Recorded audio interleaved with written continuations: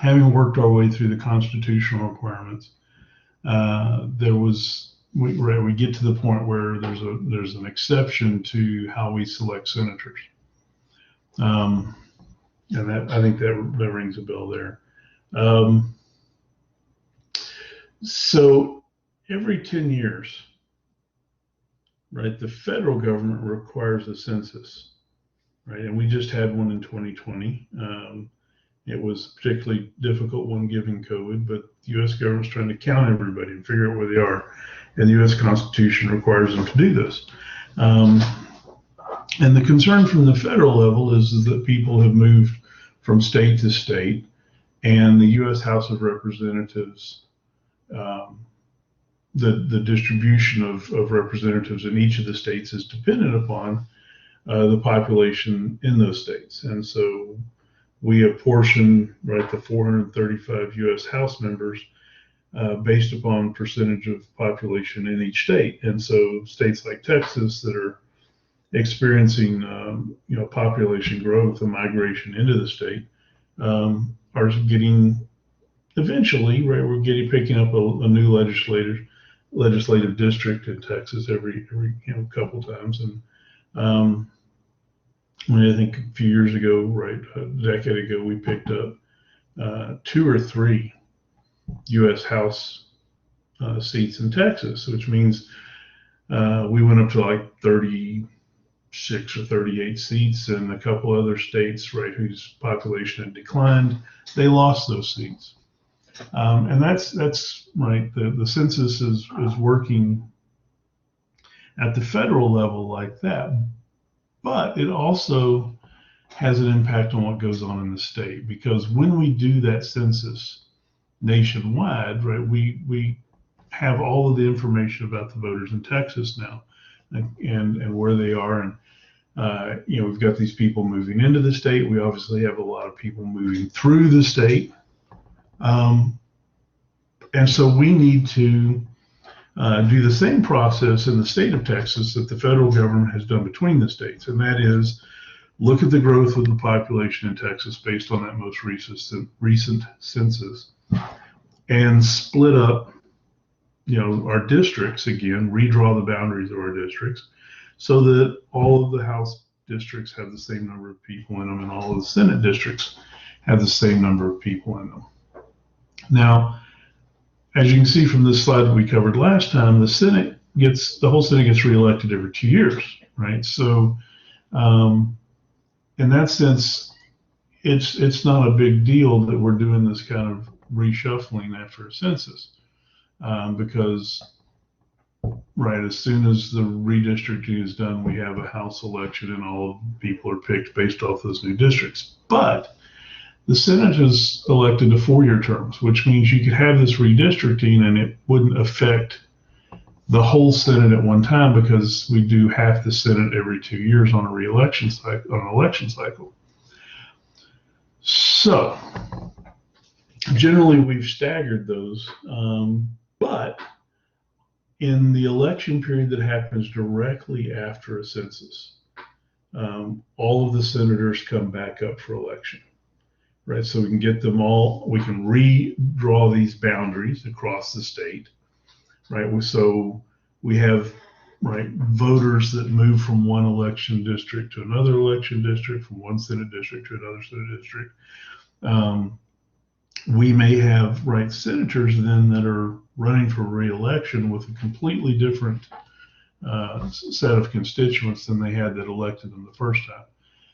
And so we reshuffle and we do all of the Senate seats at one time in the first election after census, and we divide the Senate seats by lot. In other words, by or some kind of random process, and half of the Senate seats get elected to a 2-year term, and half of the Senate seats get elected to a 4-year term, right? And what that does is then it puts our staggered election process back into place. We just had a census. This is coming up, right? Once this decade we'll do this, and then we'll have our Senate legislatures elected half every 2 years, and so you've got them overlapping. I'm not really sure that, given the fact that we do a clean sweep in our House, that we really need this staggering for any good reason, but it's still there, and it's still the way we do these elections. So you need to at least be aware that the legislature is being impacted by this U.S. constitutional requirement for Senate, and that the concern there, right, is to make sure that the numbers add up, and that the representatives from the House and the Senate are both preserving that equality of vote, right? One person, one vote, and that the representatives are representing the same number of people. So that process is going on. It's kind of a little one-off that we just need to be aware of.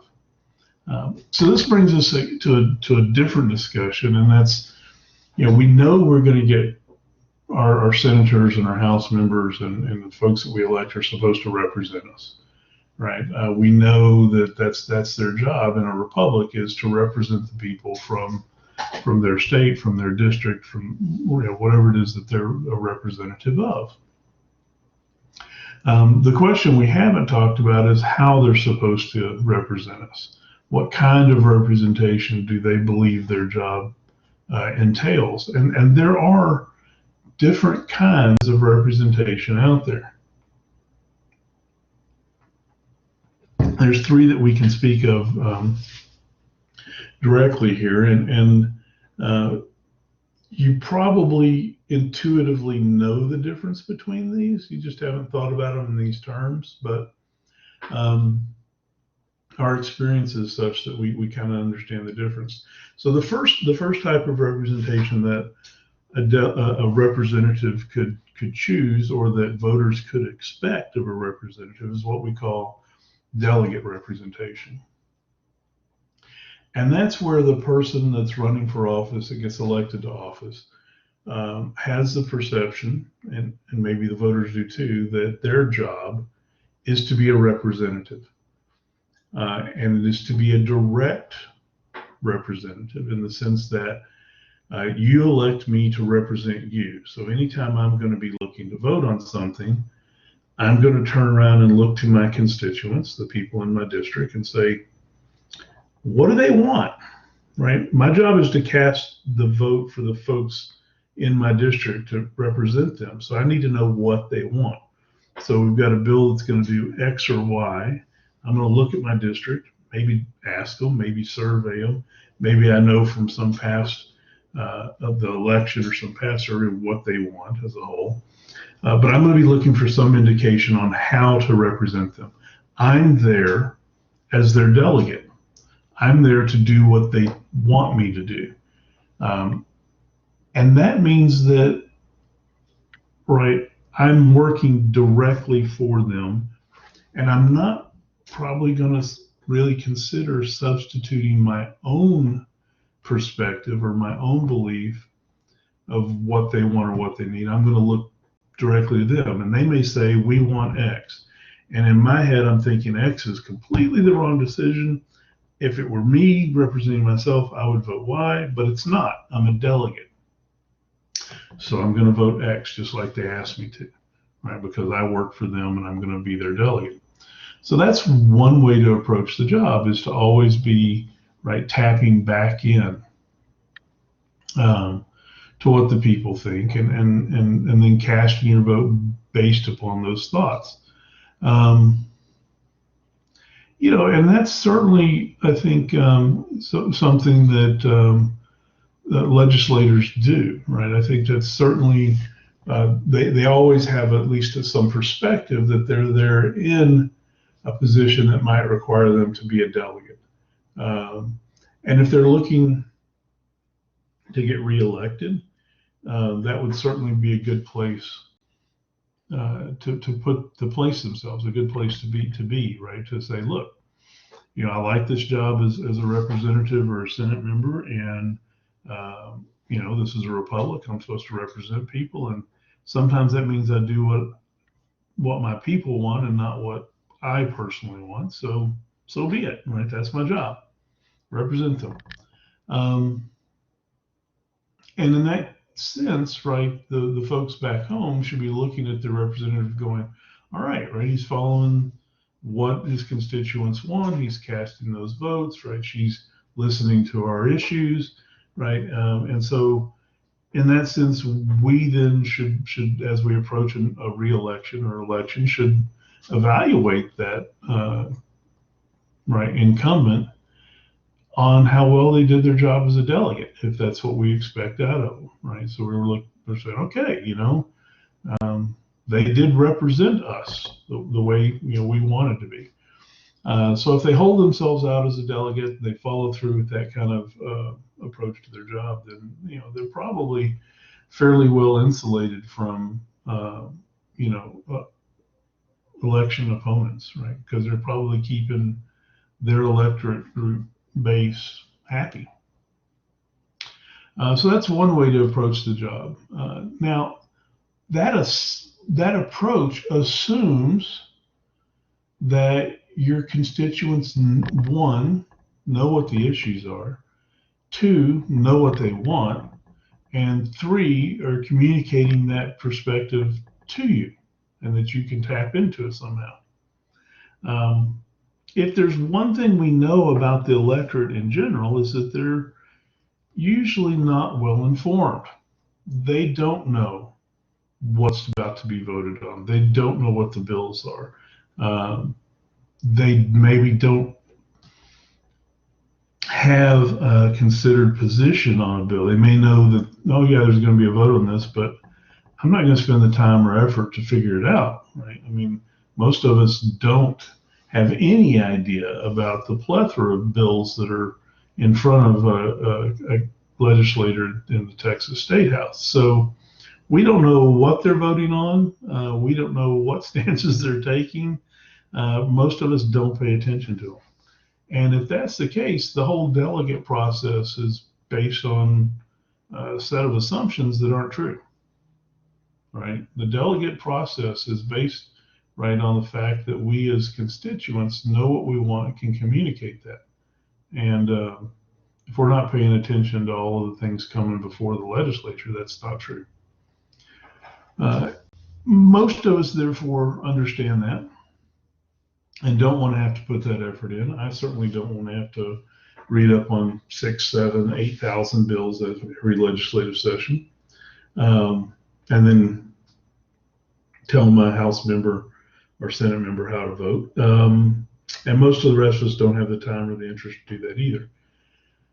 So the other way to come about this is to be what we call a trustee. And a trustee, in a representative sense, is someone that substitutes their own best judgment for the people they're representing. So as a member of the Texas House, I ran, when I was running for this position, I told you I was a member of a party. Our party stands for these things. I told you what I stood for individually, right? Laid it all out there, and then you voted me into office. And the expectation now is that we know who each other are, right? I told you what all the things that I stood for. You voted for me, so that meant you said, yes, that's good, go do that. I'm going to now work from that position going forward. I'm not going to come back home to the district.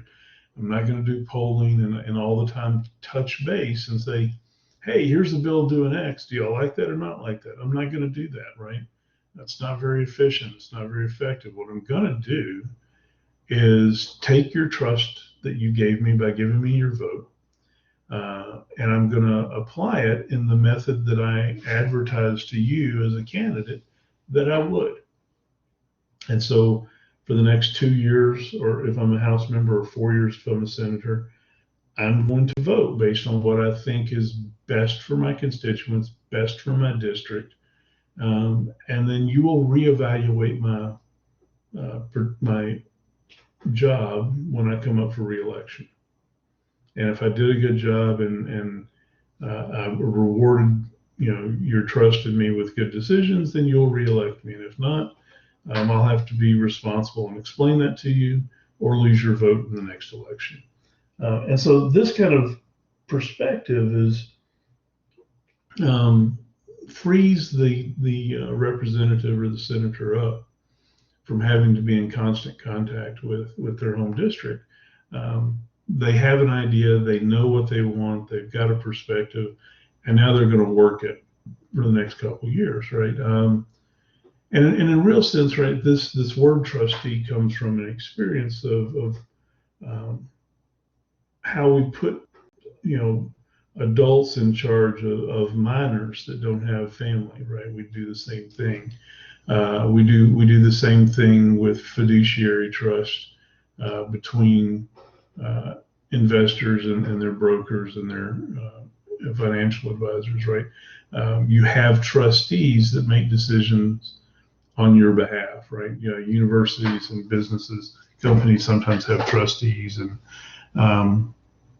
they're not going to touch base. They're going to do what they think is best for the institution or best for the group of people, and it's the same thing here. And quite often, as a representative, you're looking at these 6,000 or 8,000 bills that are coming before you, and you're going to have to vote on them, and a lot of them have no impact, nothing to do with your constituents, right?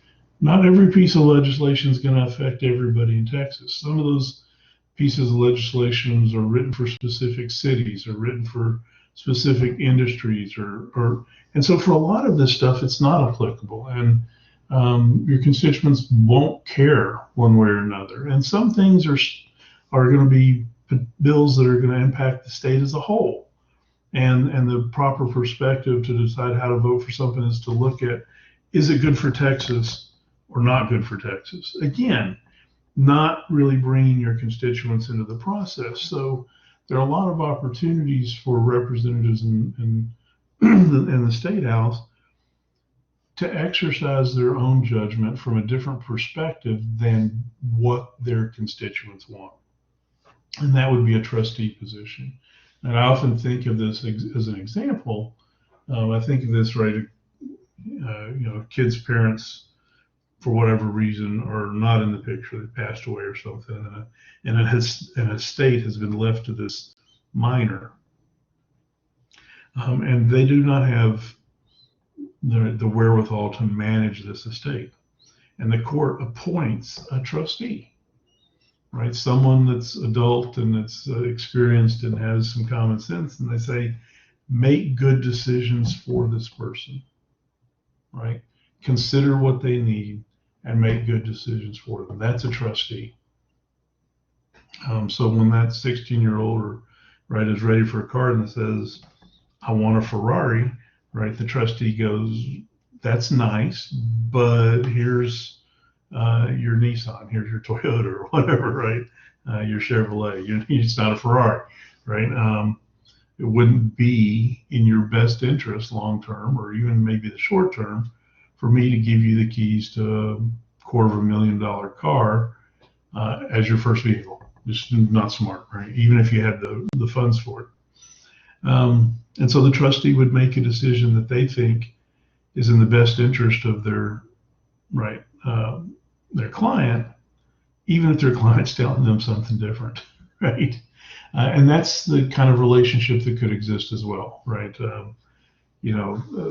Some people are saying, don't do that. And you're like, look, this is something that's bigger than our district. And I've got to make this decision as a representative of Texas, not just as a representative of our home district. And so I'm going to make the best decision for the state. Right now, they're going to still be held accountable for those decisions at re-election time. So they have to consider that. That's still there. But it's a different focus on how you represent somebody and why you're representing them the way you are, if you're focused on it as a trustee as opposed to a delegate. Can you see the difference between those two and why it's important? It kind of changes the perception of the job. Now, the third representation here, the third type, is the politico.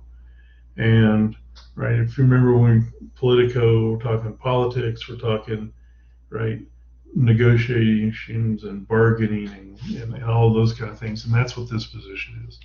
This is a position that the representative, whatever position they're in, is right walking between being delegate sometimes and being trustee sometimes, right? They're not going to lock themselves into one particular form of representation, right? They're gonna look at the lay of the land. They're going to look at the particular issues that are on the table and make decisions, from that perspective. So, a particular bill comes up, and it's maybe one that, right, is very important to the constituents of your district. It's going to affect their livelihood or something like that.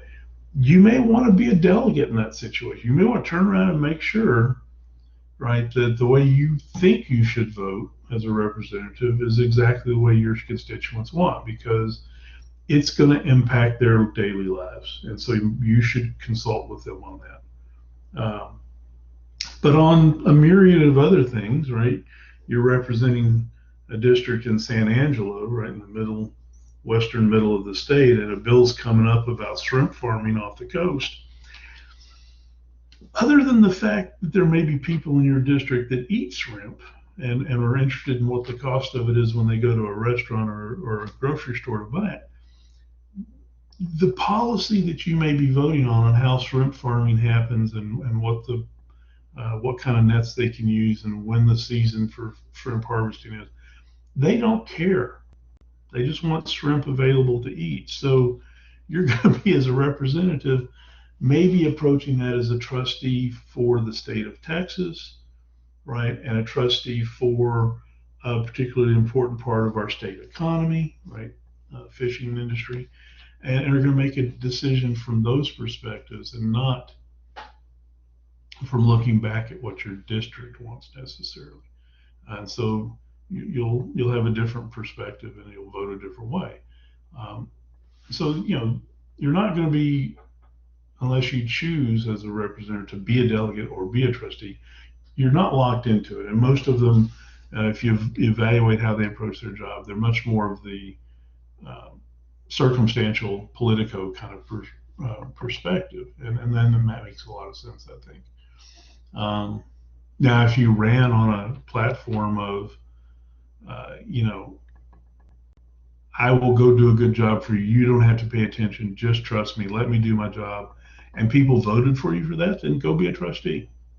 Or if you voted, if you ran on a position of I'll always touch base with you when I'm making decisions, then go be a delegate. And you could do that, right? Most don't, though. When we evaluate how they approach this, it's much more practical. They know the ones that are going to require them to at least consider what the folks at home want, and they know the ones that folks at home don't care about, or if they care about it, care about it in a broad sense, and then they'll do what they think is best politically and for the state or as a whole. So those are different ways of looking at the process of being a representative and what might help guide your thinking when you're in that process. Now, there might be a few of you that are a little more skeptical about how people approach their job as being a representative, and you're looking at, they're a delegate, but they're a delegate to the people that have funded their campaigns, right? They're a delegate to the special interest groups that are supporting them, right? And they're going to do what those moneyed interests back home are right, going to reward them for doing or punish them for not doing. So still fits into this, just maybe a little different perspective of who the constituent is that's making the impact on the delegate.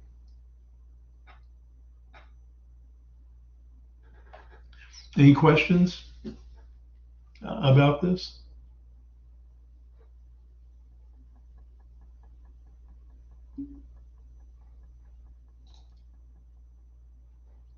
All right, well, let's move to a little more practical considerations of the legislature, right, and what's going on there. So the general elections occur in November of even-numbered years, where we pick out our new House members or return our old House members, maybe pick out or return senators, depending upon where they are on the election schedule. And then so they know at the beginning of November who's going to be in the new legislature. And so they have to get prepared, right, to come to Austin and begin their job as a representative in government. One of the interesting things that is kind of out there that we don't really see people pay attention to, but there's actually a school that the state capitol holds, right, where bureaucrats that are there and legislators that are there and have been there for a while. There's actually a new legislators orientation class. So, a lot of people that get elected office don't really have a clue about the internal workings of the legislature and how a bill becomes a law and how they play their role as a representative in that process. So shortly after the elections are certified and they're done, there's going to be a small orientation process for new legislators to come learn how the system works. That'll be done in late November, early December.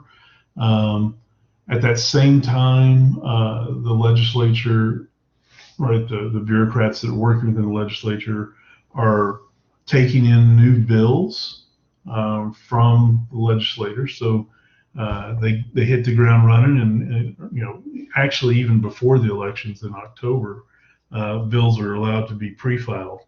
And so you start seeing bills come in, and getting set up for discussion for the next legislative session. That's going on. And then we seat our new legislature, right? I think it's the second Tuesday of the month, of the second Tuesday of January in the odd number year, I think. And so the session starts, right? And so we have this legislature that's biennial in nature, meaning that it meets once every 2 years. Every biennium it meets once every 2 years. It's, and I don't have this on the slide, bicameral in nature, right? It's split between a House and a Senate, and everything that's going to happen has to go through both parts of the legislature as a whole. And the numbers in parentheses there are the number of seats. Right, so we got 150 House members, we got 31 Senate members, right? They come together in January, and they're going to sit in the regular session for 140 calendar days, which means they're generally going to get done early June, right? They're going to start middle of January, right, and go through 140 calendar days. And so that's going to be how long that session lasts. And we do that regular session every odd numbered year, right? And so for basically 4.5 months, 4 months, right? 4.5 months, they're meeting, making law, and then the legislature is out of session, right, constitutionally, which means unless the governor calls a special session, no more laws will be made until the next January of an odd number year. So essentially a year and a half goes by between lawmaking sessions. Now, the governor constitutionally has the power to call a special session. Sometimes they're referred to as a called session because the governor called them, right? So you've got these special sessions that can happen. The governor is the only one that can initiate that.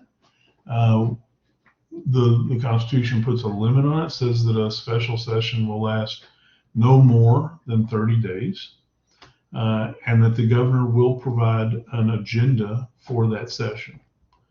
So what we have is essentially the governor has the ability to make the legislature come back into session and focus on some things when, outside of the regular session. The other interesting thing is the Constitution doesn't say anything about how many times a governor can do this. So theoretically, there are no limits to the number of called sessions that the governor can initiate. Now, practically, there are going to be some limits, right? So, first off, the legislators expect to be in Austin for 140 days. And anything more than that is not extraordinary, but not ordinary, right? And so there's, the governor has to be careful that he doesn't alienate a lot of people by making them come back and come back and come back. So generally the way this works out is if there's a particularly complex and very important issue facing the state as a whole, as the legislative session starts, the governor will announce to the legislature, hey, I'm planning to call a special session, right, a week after the regular session or whatever, to deal with school funding. Okay, so I'm planning that now, make your own plans. And that frees the legislature up to deal with everything else that's normal business in that 140 days and not divert their attention to school funding as a big issue, because they know they're going to focus on that issue when the session gets called, the special session gets called. So quite often when we see this happen, we see it as the legislature and the governor working together to organize topically what they're going to do in a special session, and they do it because they all know they're focused with they're faced with a big issue and they need to focus on it, and so they'll put that off until the regular session is over. And so it's usually at the front end more of an agreement that they all come to. Let's isolate some time to do this and do it right. It doesn't have to be, and it's not always been that way. Sometimes the governor has got a political issue in their mind and they want it taken care of, and the legislature may not be all that keen, but the governor doesn't have to consult with them, and they can set it up and say, here's what we're going to talk about for the next 30 days. And at the end of that 30 days, if a resolution hasn't been reached that either the governor's happy with or the legislature has settled on, he can call another one, right, and bring them back again. There's a practical limitation on that. You don't want to alienate all those legislators, because they're going to go back home and tell their constituents the governor's not being reasonable and this is a problem, and it's going to be there's some political fallout from that. I think the most I've ever seen is 4 special sessions after a regular session. And that's, I think, 1 is not unusual. 2 can certainly happen. Usually that's a case of having a couple very big issues. And again, it's kind of planned in advance that, okay, we need to put in 30 days on this and we need to put in 30 days on that, right? And then, so it's 3 is unusual, 4 is very, very, very different.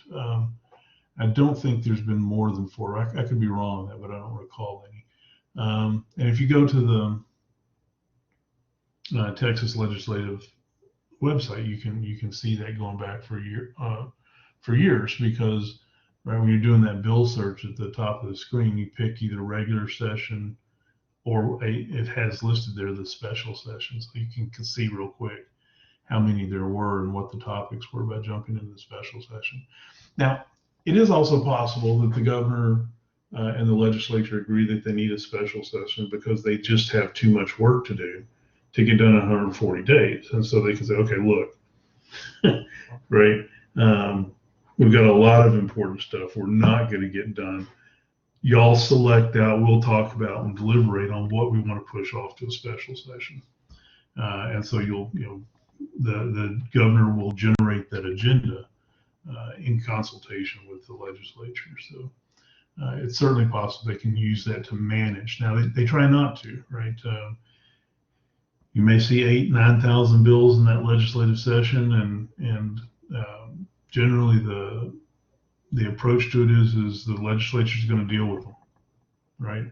And unless they're just a huge statewide issue, which the assumption is that they'll deal with it in that 140 days. So this is kind of the setup and the way that we come in approaching a legislative session. So all of this, right, happened and is happening right now. The legislature's in session, and they're working feverishly since it's April, right, to try to take care of all this business. And we'll see if we get a special session in June or not. Any questions about that so far?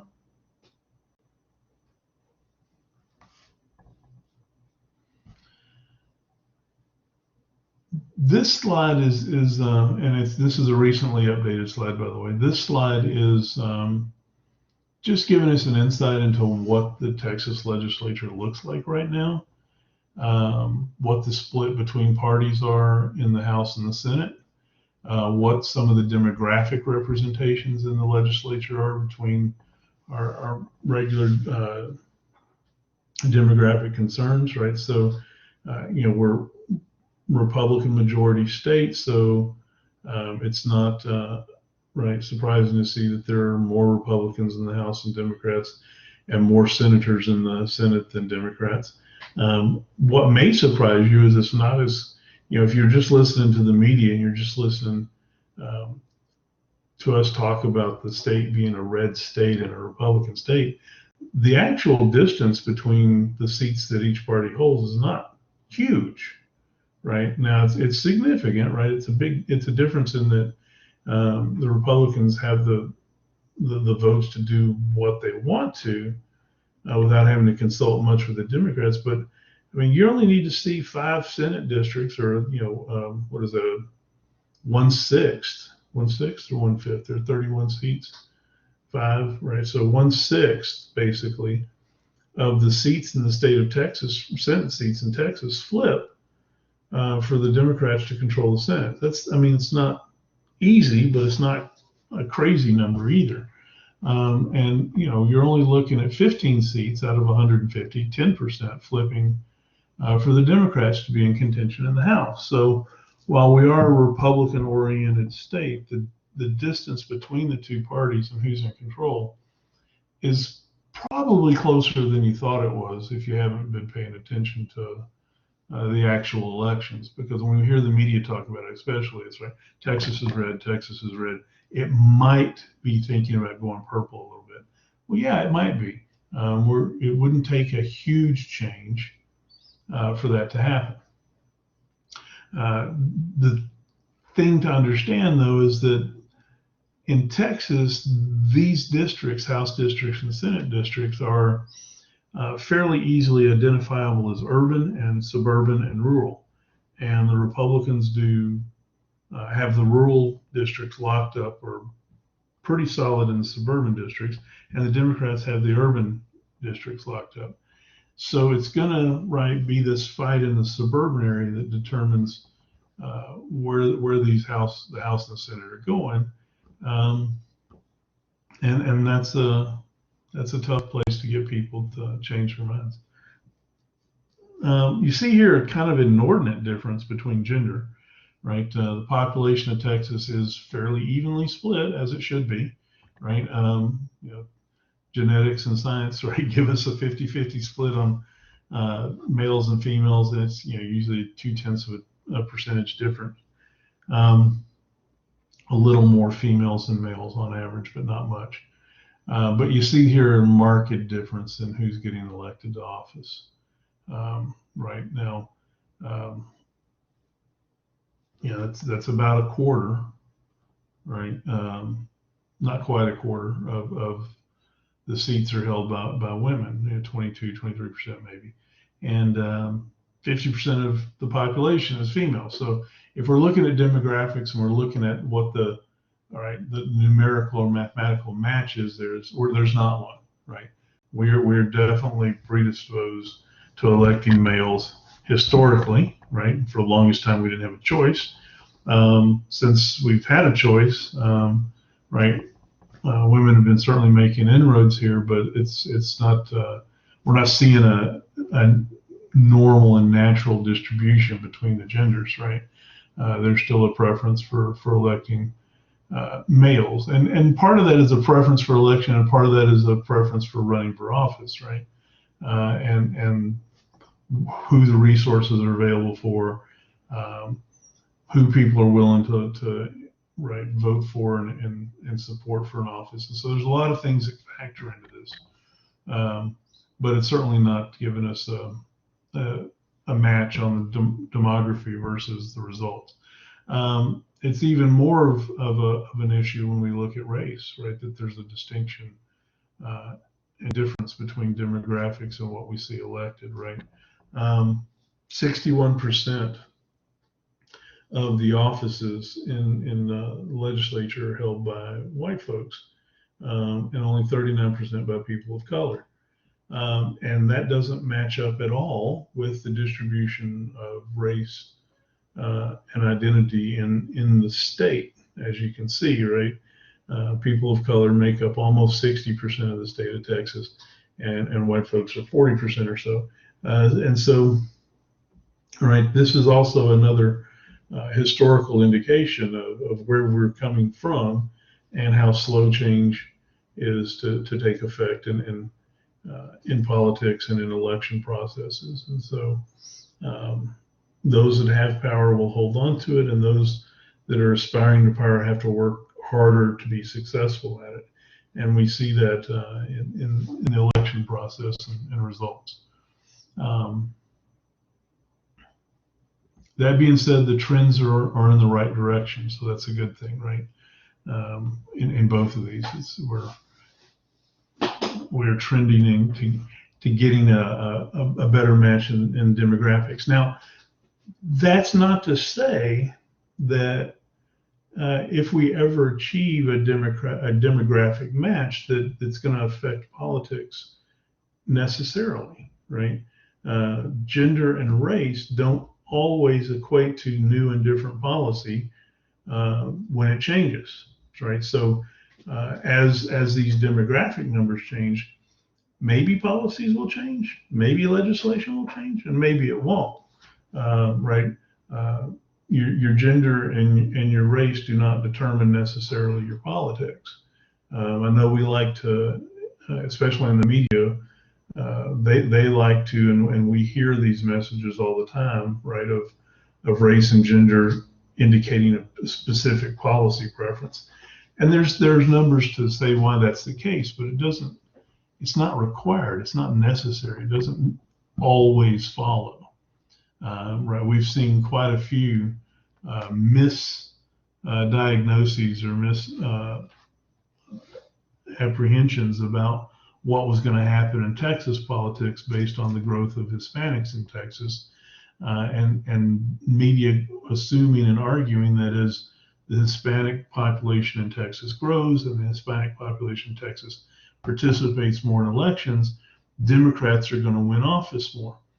And that just fails to recognize the complexity of Hispanics in Texas and their perceptions and desires for what government's going to do, right? And I think it's, in a sense, it's just too simplistic because, right, your race doesn't determine your policy all the time. And so we shouldn't expect that, and we shouldn't always be pushing that. And so it certainly can, right? But I mean, it doesn't mean it has to.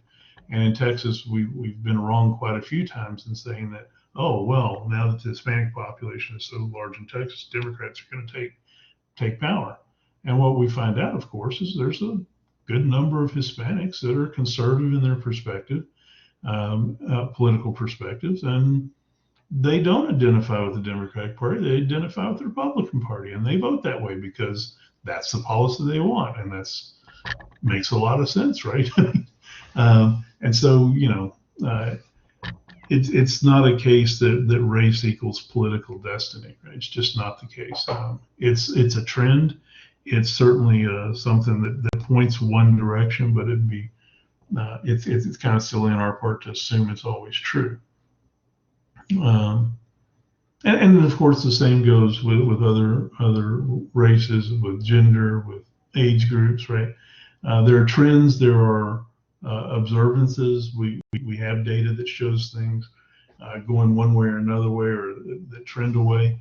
But you got to be aware that despite demographics, people have perspectives, and those perspectives are not always driven or based upon their demographics, right? They have a lot of other reasons, beliefs and ideas and perspectives and life experiences that lead them to different political positions. So you need to always keep that in your hip pocket when you're talking about the general indications of demographics, right? People are individuals. They're not just what we see and what we expect. So, all right. So we're talking about right, how this looks and how people get into office, and how it is they run for office. We talked about the elections and stuff. And one of the things that's interesting about this is that all of this combines to give us a situation where legislators, once they get to office, stay in office, right? Incumbents have these incredibly good records of getting reelected in office. So I've got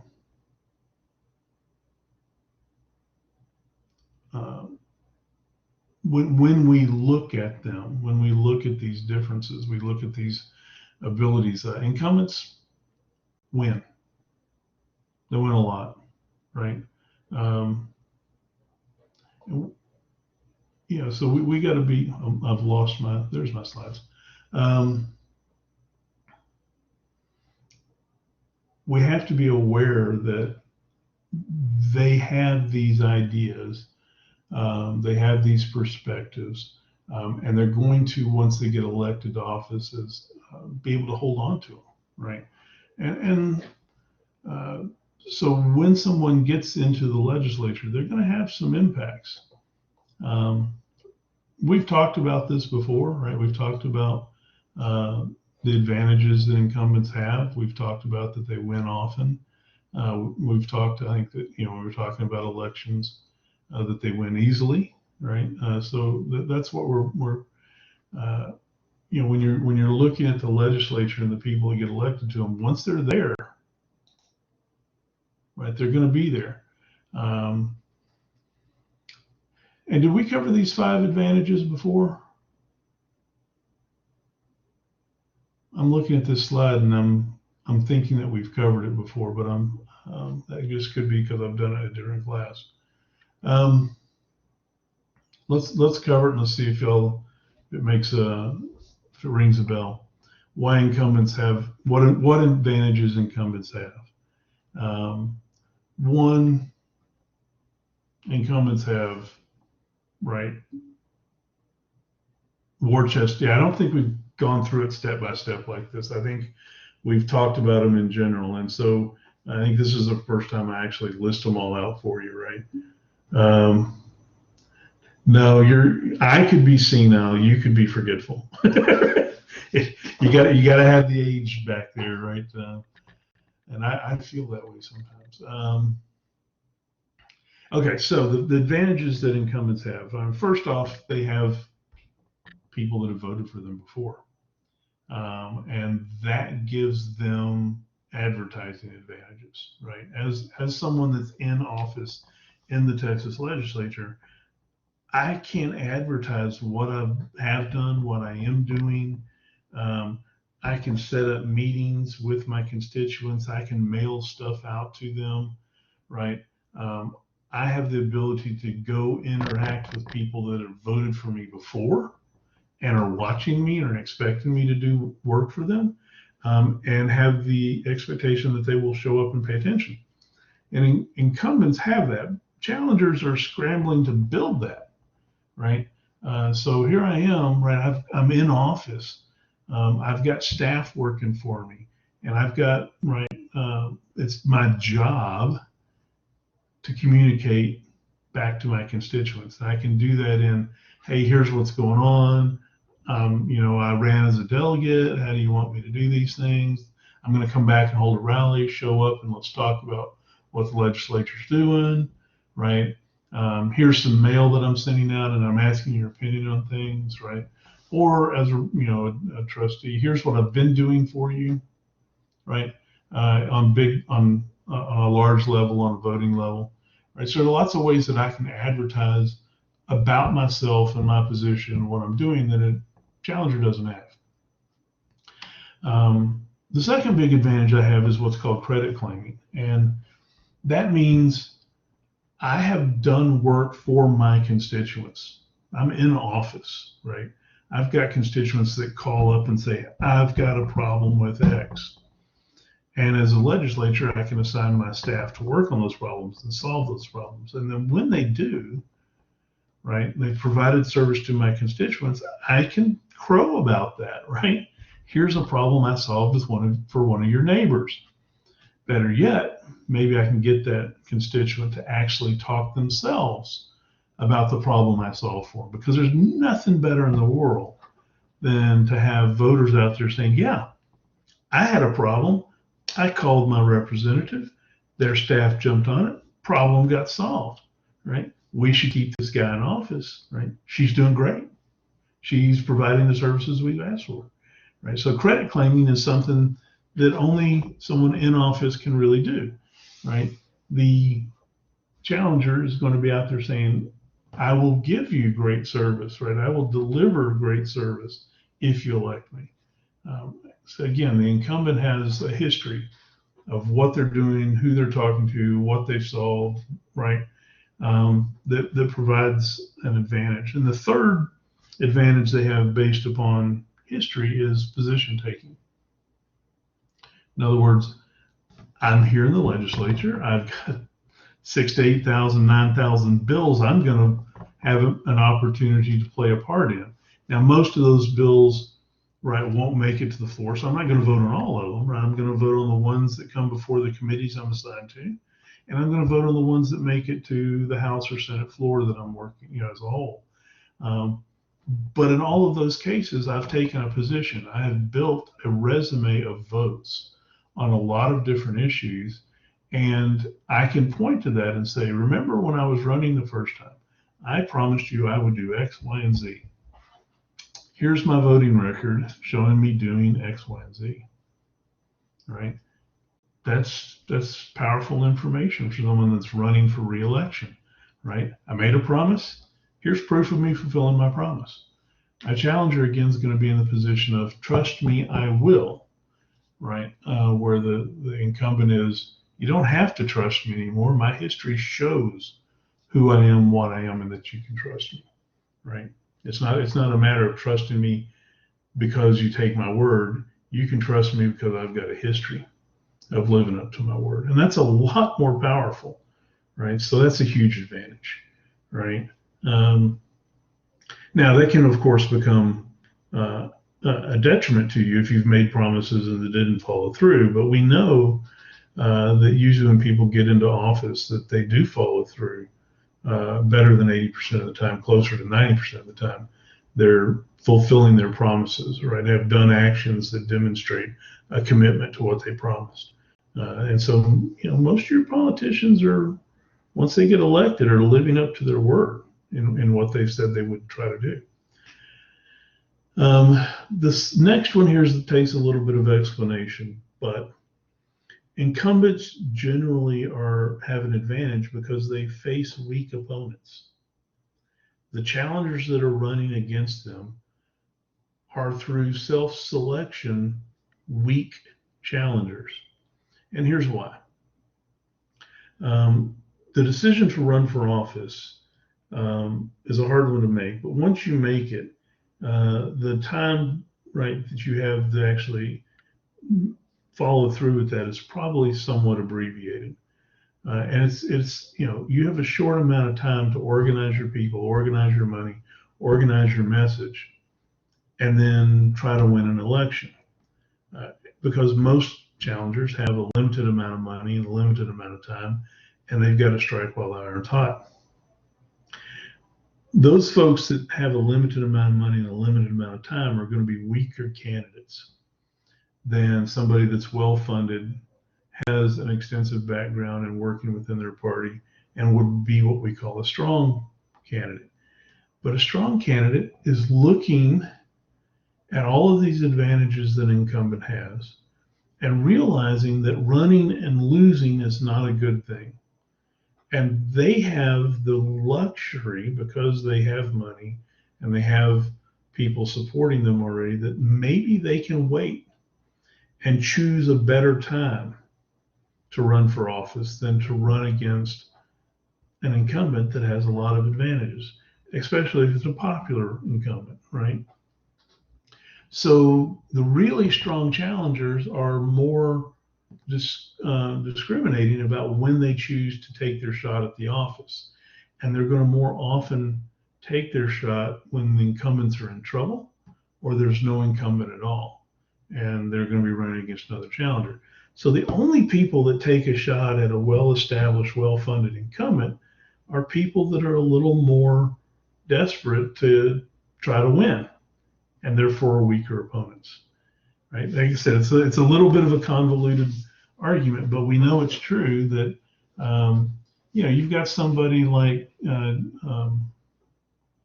a well-known, say, Abbott, right, running for re-election as governor.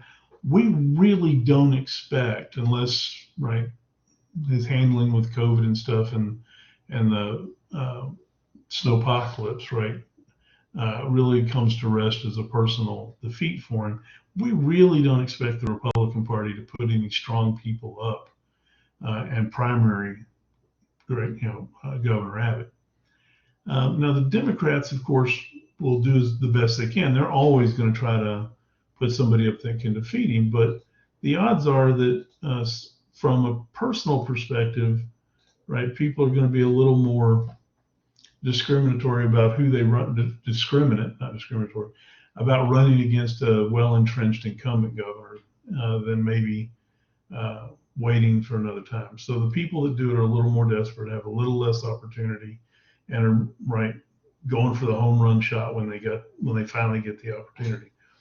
And the more well-funded, well-supported, stronger candidates can afford to wait. And the last advantage is the war chest. When you run for office and get elected, right, as office, you have that opportunity from that time forward to your next election to keep accumulating donations into your campaign funds. So while you're in office, people are still making donations to your campaign for your next election. And you're working with people and talking with people, and they're watching your votes and they're looking at it and thinking, okay, right, this representative is doing a good job, and I want to keep them there, and I'm going to donate money now. I'm going to let them know right up front, right before their campaign, even re-election campaign starts, that here's some donation money to help support you. And so they've got this opportunity to build, right, this account up. Now, a war chest of political campaign contributions is to be spent on your next political campaign. And there are rules, laws in place that direct how you spend that money. And if you don't spend it there, then you can reroute that money to other political campaigns or political parties, but it doesn't go into your back pocket, right? So these campaign funds that come into incumbents, one, help them have money on hand when they decide to run for re-election if they do. Two, put them in a position to help other people as they can reroute their money to support their campaigns, which makes them, in a sense, what a term we'd call kingmakers, right? They can help other like-minded people get elected by helping them with their money. And a challenger, most often, unless they're independently wealthy, is starting from a much smaller financial position. Right? They got to build their funds up to run their election from a position of being relatively unknown, probably, which means the checks are going to be fewer and far between, and they're going to be smaller when they do get written. Right? So it's a much more difficult process that they have to go through. So they have to spend more time generating name recognition so that they can generate donations so that they can fund the campaign and get their message out there. And the incumbent, already has name recognition. They won an election. They already have funds because they got a war chest. They just start right a lot further down the line and start talking about politics, policies, and what they're going to do, and attacking their opponent. Right. So those are all big advantages that incumbents have. Does that make sense? All right. So let's look at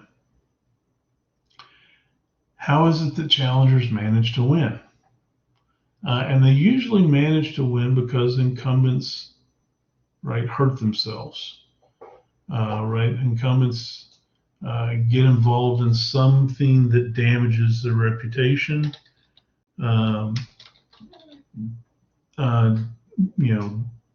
Creates a political scandal for them. My favorite is example of this actually occurs at the federal level of elections, not within the state of Texas.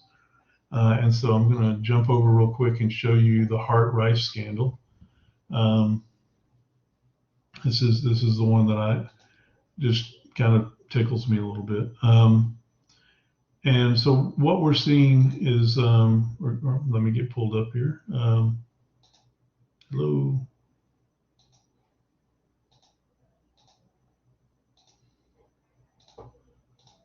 This is a picture of Gary Hart, right? No, not that one. I've got a better one for you.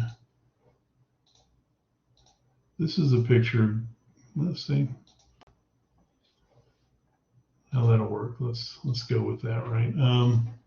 There's a whole bunch of pictures here, right? This is the main picture here. This is Gary Hart in the T-shirt, and this is Donna Rice in the long sleeve shirt.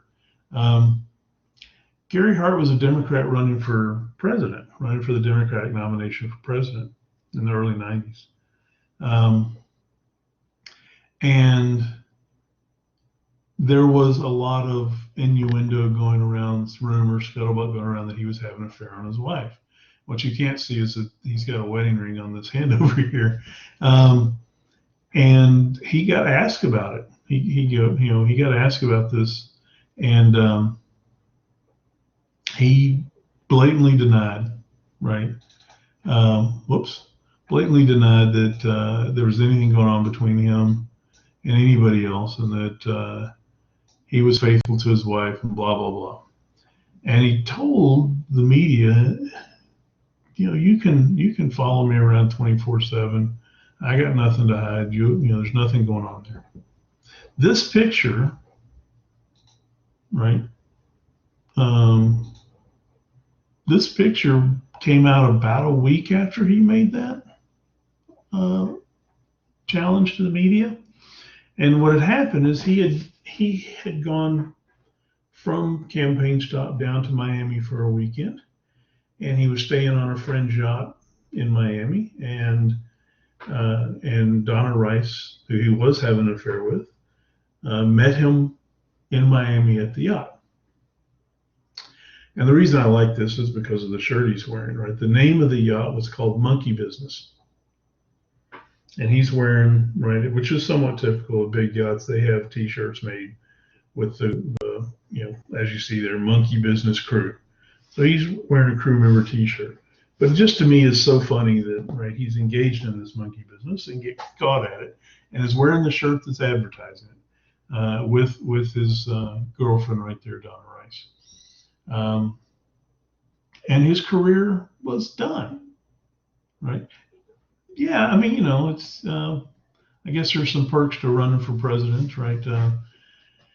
Maybe, I'm not sure what is I'm not sure that matters in the sense of men being unfaithful to their wives. It's always going to be who's prettier or whatever. But the fact is that there he was, right, generating and getting caught in a scandal, right? And all of the Democratic nominees for president were loving it, absolutely loving it, right? Because he shot himself in the foot, right? He proved himself untrustworthy as an individual, right? And that kind of thing can just derail right, your run for office. Now, in this case, right, he wasn't an incumbent, but it's the same. The example is the same. You're in office, you're running for reelection, and you do something stupid like that. It usually, right, comes back to cost you the election. Not always. We've got some examples of where scandals have not damaged politicians in their reelection bids. Obviously, President Clinton, right, was unfaithful to his wife, and that became public, and he was reelected to office. We've seen Donald Trump, whether I don't know how he went through a ton of accusations and scandals, and not only did he get elected, but right, he kept a base level of support while he was a president. So now he didn't get reelected, so maybe it caught up with him the second time if it was based on scandal. But most of the things that were coming out about Donald Trump came out before his first election, right? And people elected him anyway. So it is certainly possible to overcome scandals and win an election, but usually they have an impact on a campaign. So that's one way. And then someone that's as a candidate or as a challenger maybe looking to run for office, if you see the incumbent in a lot of scandals or in a particularly difficult scandal, that's a sign that it's time to run, right? That's the incumbent you run against, is one that's in trouble. I'm going to skip the second one and go to the third one here real quick, point on how challengers win. Challengers win when there's not an incumbent, right? Which sounds kind of silly to say it that way, but it's true, right? If the person that previously held the office has decided to run for a different office, has retired from politics or possibly expired, that's when we see challengers win. Right now, it's a tautology because everybody running for that office is a challenger. So whoever wins is going to be a challenger winning. But we see most turnover, right, between an incumbent to a new person in politics from one of these reasons than anything else, right? Most of the turnover comes from vacant seats.